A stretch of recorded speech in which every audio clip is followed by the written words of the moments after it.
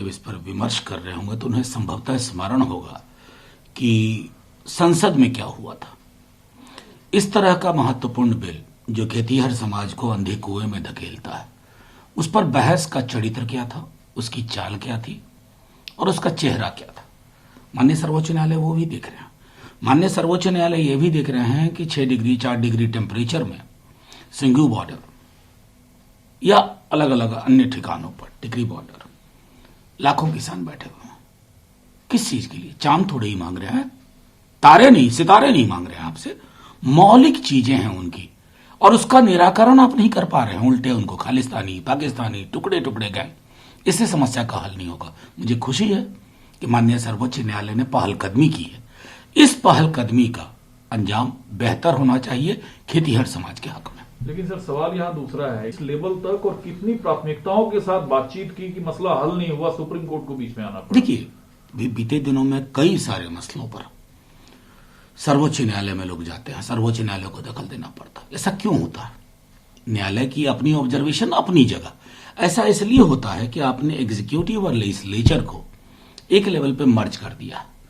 आपको विपक्ष का जो स्वर आपको सलाह भी देता है तो आपको अप्रीतिकर लगता है, आप उसको खारिज करते हैं, उसको डेमोनाइज करते हैं। कोई भी संसदीय लोकतंत्र विपक्ष को डेमोनाइज करके चलाने की कोशिश होगी तो नहीं है। विपक्ष आसमान से नहीं टपका, इसी जमीन से विपक्ष भी निकला। और आपको कोई भी सत्ता प्रतिष्ठान, आज आप हैं कल आप नहीं होंगे, कोई भी धारा अमृत पी के नहीं आई है, लेकिन सबसे बड़ी धारा होती है लोकतंत्र की, संवाद की धारा। उसका कत्ल हो रहा है बीते 6-7 वर्षों में। राहुल गांधी का डिफेंस के संसदीय पैनल की बैठक से बाहर निकलना और ये कहना कि ये सिर्फ समय की बर्बादी है, ये कितना गंभीर मसला है? देखिए, जो हमने सुना है, हालांकि मैं एक बात आपको बताऊं कि कोई भी स्टैंडिंग कमेटी की जो बैठक होती है उसके विमर्श गोपनीय होते हैं। शुरू में ही किसी भी कमेटी का अध्यक्ष ये घोषणा करते हैं, लेकिन जो खबरें आ रही हैं उसमें पता चला कि हमारे आर्मी, नेवी, एयरफोर्स के ड्रेस को एक दूसरे मुल्क के पैटर्न पर करने की चर्चा हो रही थी। अगर ऐसा है तो ये तो कहीं से भी ग्राह्य नहीं है, कहीं से भी उचित नहीं है। और संभवतः उसके बाद स्टैंडिंग कमेटी की बहुत बड़ी भूमिका होती है। अगर आप स्टैंडिंग कमेटी को एक प्रसंग विहीन या गैर प्रासंगिक बनाने की कोशिश करेंगे तो विपक्ष क्या करे? चुनाव से पहले में जाना राजनीति का हिस्सा है, लेकिन बंगाल में जो हो रहा है, शुभेंदु अधिकारी पहले मंत्री पद से इस्तीफा, फिर लेजिस्लेटिव असेंबली से इस्तीफा देना और शायद बीजेपी ज्वाइन करें। जो भी हो, मैं उनको शुभकामनाएं देता हूं। बहुत लंबे समय तक सहयोगी रहे हैं। लेकिन अगर आप भाजपा के मौजूदा लोगों की फेहरिस्त देखें, उनका करिकुलम वाइटे देखें, जो उनके 303 सांसद हैं उसमें संभवतः 150 कांग्रेस या अन्य पार्टियों से आए हुए लोग हैं, विपक्ष की पार्टियों से। अब अगर विश्व की सबसे बड़ी पार्टी और विश्व की सबसे आधुनिक इलेक्शन मशीन वैचारिकी को त्याग करके ऐसे ये कर रही है, जाहिर है देखा जाए आगे चुनाव के नतीजे क्या बताते हैं। ठीक है, इस किसान आंदोलन किसानों के लिए 3500 करोड़ रुपए की सब्सिडी को मंजूरी दी है, जो सीधे अकाउंट में भेजा जाएगा। ये कितना सार्थक है? देखिए, इस सरकार की घोषणा सब्सिडी बहुत चीज देख चुके हैं। वो 20 लाख करोड़ के बारे में अभी हाल में ही खबर आई थी कि 10% का भी डिस्पर्सल नहीं हुआ, बड़ी मुश्किल से। तो इस सरकार का जो 0.000 का आंकड़ा हुआ करता है और जमीनी हकीकत में मीलों का फासला है। हाँ, आप चुनाव जीत रहे हैं, इस फासले के बावजूद मुबारक आपको।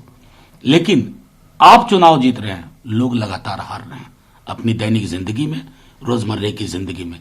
उनकी हार और आपकी जीत, ये कौन सा अफसाना लिखती है मुझे नहीं पता। शीतकालीन सत्र कम है, चर्चा ज्यादा है। इस बीच राष्ट्रीय कांग्रेस पार्टी ने कहा कि पार्लियामेंट्री सेशन को लेकर भी गुजरात मॉडल दिल्ली में लागू किया जा रहा है। देखिए, मैं लगातार इस बात का पक्षधर हूं, कोई भी पॉलिटिकल पार्टी हो सरकार में, अगर आप संसद का सत्र नहीं बुलाते हैं एन केन प्रकार किसी भी कारण से, कोविड अगर बहुत बड़ा डर है तो सिर्फ सांसदों के लिए क्यों चुनाव क्यों करवा रहे हैं? आप मॉल क्यों खोल रहे हैं? आप विद्यार्थियों को परीक्षा देने को बाधित क्यों कर रहे हैं? दोहरा मानदंड नहीं चलेगा। लोगों में यह संदेश जा रहा है ना कि सांसद अपने स्वास्थ्य को लेकर के बहुत चिंतित रहते हैं। यह उचित नहीं है। सांसद का स्वास्थ्य भी उतना ही महत्वपूर्ण है जितना एक अदना आम नागरिक का। इस फर्क को खत्म करता है इस तरह का फैसला, और इसलिए हाथ जोड़ के विनती है, सत्र बुलाइए, बहुत गंभीर मुद्दे हैं। अभी आप लोगों को भी बिहार से होना था, लेकिन वो खुलकर फिर कह रहे हैं कि मुस्लिम मतदाता किसी की जागीर नहीं है, ममता बनर्जी पे प्रहार है और आपकी जागीर नहीं है ये। देखिए, मेरा सीधा तौर पे मानना है कि इस तरह की टिप्पणी में मैं उलझना नहीं चाहता। जागीर कोई भी सामाजिक समूह किसी का नहीं है। हर पार्टी स्वतंत्र है चुनाव लड़ने को। ये जनता के ऊपर है, वो ये देखे कि वैचारिकी में अगर दो ध्रुव हैं तो आपके निर्णय से किस ध्रुव को फायदा हो रहा है। ये फैसला बिहार में ही कई लोग पुनर्मूल्यांकन कर रहे हैं अपने फैसले का, लेकिन फैसला हो चुका है।